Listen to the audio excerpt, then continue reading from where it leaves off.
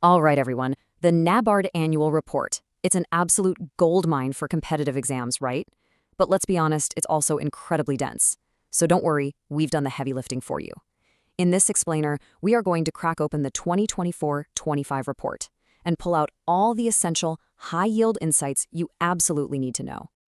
So here's our game plan. We're going to start with the big picture, the global economy, to really set the stage. Then we'll zoom right into India's story of resilience, dissect this super important agricultural sector, check the pulse of the rural economy, and then break down the key government policies that are driving all this change. And of course, we'll wrap it all up with the most critical takeaways for your exams. Let's get into it. First up, let's talk about the global stage. No economy is an island. So to really understand India's journey this past year, we have to look at what was happening in the rest of the world. So the global economy in 2024 was navigating some seriously choppy waters. The report points to several major challenges, or headwinds.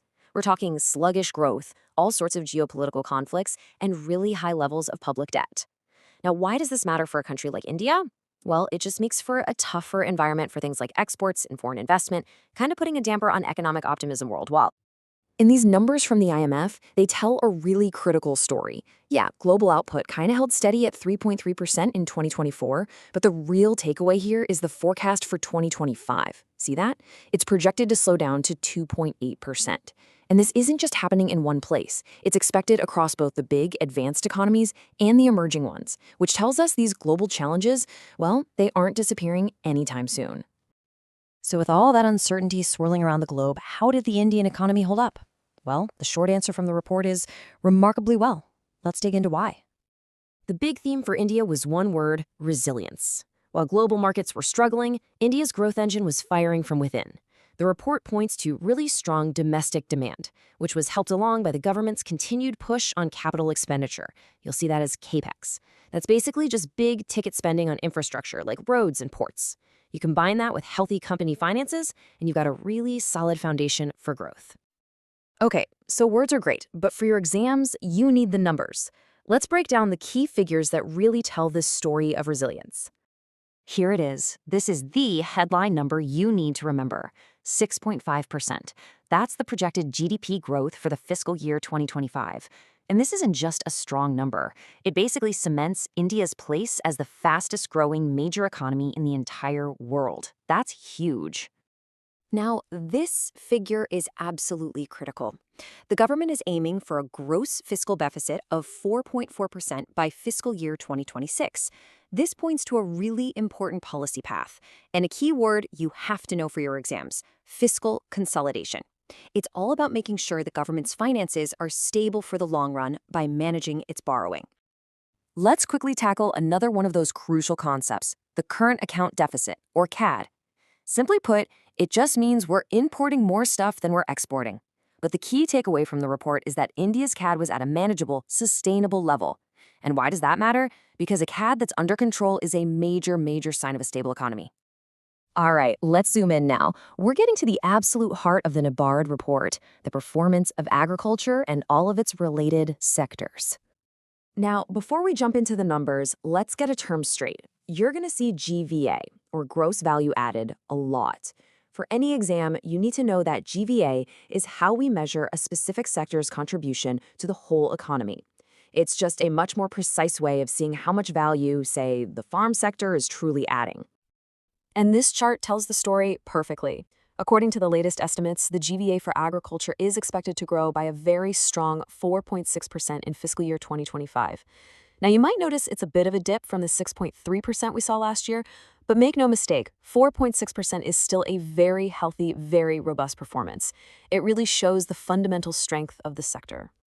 Okay, now this is fascinating. This is a huge long-term trend the report highlights. Just look at how much of a household's budget goes to cereals. In rural India, it's plunged from over 22% back in 2000 to just 5% today. This points to a massive dietary shift. It means people are spending more of their money on other foods like fruits, vegetables, milk, and proteins. It's a classic sign of rising incomes and changing tastes. So, we have a strong farm sector, and people's eating habits are changing. What does that all mean for the wider rural economy? Let's take a look and gauge the pulse of rural demand. Now, this chart shows a really crucial turnaround. For a long time, urban growth was the main story.